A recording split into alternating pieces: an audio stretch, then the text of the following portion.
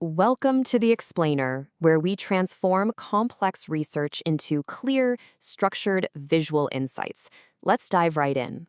Today, we're untangling the rising tensions in maritime Asia, and this is a geopolitical puzzle that affects global security, international trade, and even environmental sustainability. We're going to look strictly at what the data, the legal scholars, and the policy analysts are saying from all sides, just to understand exactly how this escalation spiral is tightening. Now, this provocative question was actually posed by a former U.S. naval officer, and honestly, it perfectly frames the life-or-death stakes of the seemingly routine maritime operations we're unpacking today. We aren't just talking about abstract lines on a map here.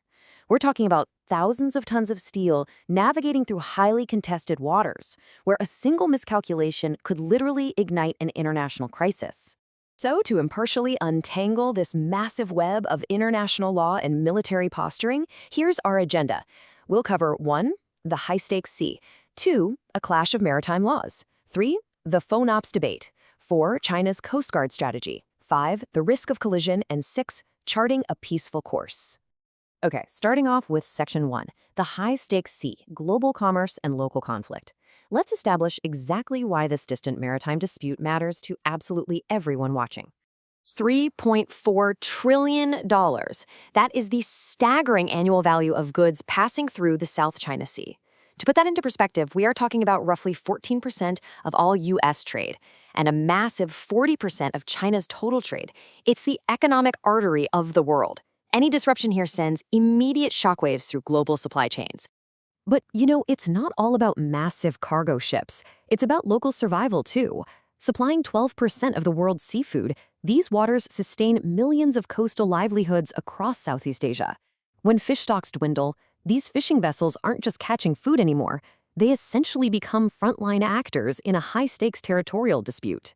Because this economic and ecological powerhouse is governed by a fundamentally contested set of rules, it brings us to Section 2, a clash of maritime laws, defining the high seas. We are essentially looking at the same map through two completely different lenses. From Washington and the broader international community's perspective, boundaries are defined strictly by the UNCLOS framework. That's the United Nations on the Law of the Sea. This grants states a 12 nautical mile territorial sea and a 200 nautical mile exclusive economic zone. But shift over to Beijing's perspective, and historic rights, originally represented by a 9-dash line and now a 10-dash line, along with newly enacted domestic laws, justify a much broader maritime jurisdiction over the area. To understand how these domestic laws function internationally, academic analysts use a really fascinating concept called dark law. It refers to the strategic repurposing of vague domestic laws to stretch international boundaries. By using terms like jurisdictional seas instead of the standard UNCLOS definitions, a state can legally mandate its domestic forces to police international waters as if they were its own. It creates a massive legal gray zone. Now, representing the international legal stance, we have this joint statement. It commemorates the 2016 Hague arbitration ruling initiated by the Philippines, which legally quashed China's expansive historical claims. The U.S., the EU, and nations like Japan and Australia continually point back to this ruling as the definitive, legally binding baseline for who owns what in the South China Sea. China, for its part, refused to participate in that arbitration and completely rejects the ruling. But flip the perspective again, and you get a starkly different picture. This analysis from a Chinese think tank highlights Beijing's viewpoint that their Coast Guard operations are purely a rational, defensive response to external pressures and provocations from the U.S. and its allies. From this angle, China's presence isn't aggressive at all. It's seen as a stabilizing mechanism enforcing sovereign rights. This severe ideological and legal split brings us directly to Section 3, the FONOPs debate, provocation or principle. Realist scholars warn that FONOPs trigger what's known as the security dilemma. When the U.S. sails a guided missile destroyer through contested waters, Washington views it as a principled defense of international law. But China views that exact same action as an aggressive military provocation right on its doorstep. As a result, the more the U.S. asserts its presence, the more China entrenches and fortifies its positions. And here is where it gets incredibly complicated. Both countries actually claim to support freedom of navigation, but they're operating under dangerously mismatched definitions of what that means.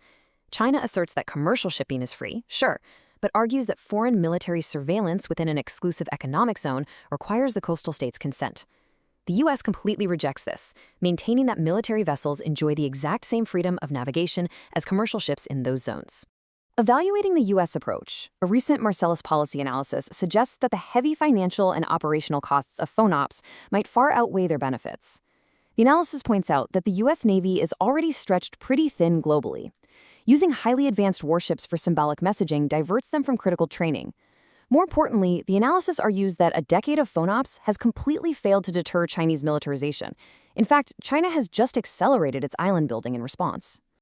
So, as the U.S. continues its naval operations, let's explore Beijing's countermoves in Section 4, China's Coast Guard strategy, policing the claims.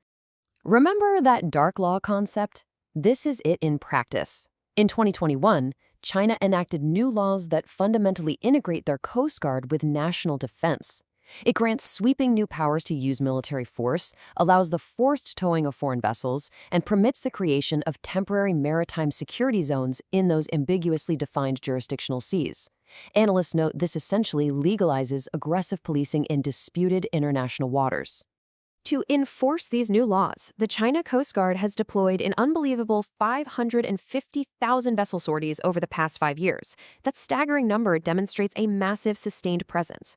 What's crucial to understand here is that China intentionally relies on its Coast Guard, a law enforcement agency, rather than its Navy.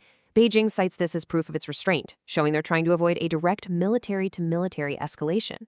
But when those heavy Coast Guard deployments meet frequent U.S. naval patrols, we inevitably arrive at Section 5, the risk of collision, near misses, and escalation. Tracing the history here, it's pretty wild to see how legal disagreements on paper has steadily transformed into physical, high-stakes encounters. From the tragic 2001 mid-air collision off Hainan Island to the intensifying Coast Guard patrols we're seeing now around Scarborough Shoal, the physical proximity of rival forces is getting tighter, and the margin for error is shrinking fast. And that margin for error is terrifyingly small. Take the 2018 incident where a Chinese destroyer cut across the bow of the USS Decatur at a distance of just 45 yards. Remember the laws of physics here. A warship displaces thousands of tons. It can't stop or turn like a car. A collision could pierce a hull, disable communications, and literally turn a legal dispute into an international military crisis in seconds. Recognizing the immense danger of this current trajectory brings us to our final part, Section 6, charting a peaceful course, diplomatic off-ramps. Policy analysts are suggesting 3 critical steps to ease tensions. First, decreasing the loud publicity around U.S. FONOPs to avoid fueling nationalist outrage. Second, establishing robust crisis communication channels, kind of like the Cold War-era incidents at sea agreements, to manage unexpected encounters. And third, focusing heavily on multilateral diplomacy involving ASEAN to build a clearer, shared maritime order rather than relying on unilateral force. It is really important to note that both sides fully acknowledge how perilous this standoff is. As a Chinese state-affiliated publication warned, military adventurism without safety guardrails is akin to working at deadly high altitudes. The desire to avoid a catastrophic fall is perhaps the single strongest piece of common ground shared by all the nations navigating these waters. So I'll leave you with this final thought to consider. We've seen the massive economic stakes, the clash of laws, and the rising physical risks. As this escalation spiral tightens, finding a diplomatic off-ramp isn't just a legal preference anymore, it's a global necessity. How these nations choose to define and defend freedom of the seas in the coming years will absolutely shape the security of the globe. Thank you so much for joining me on The Explainer, and keep asking the big questions.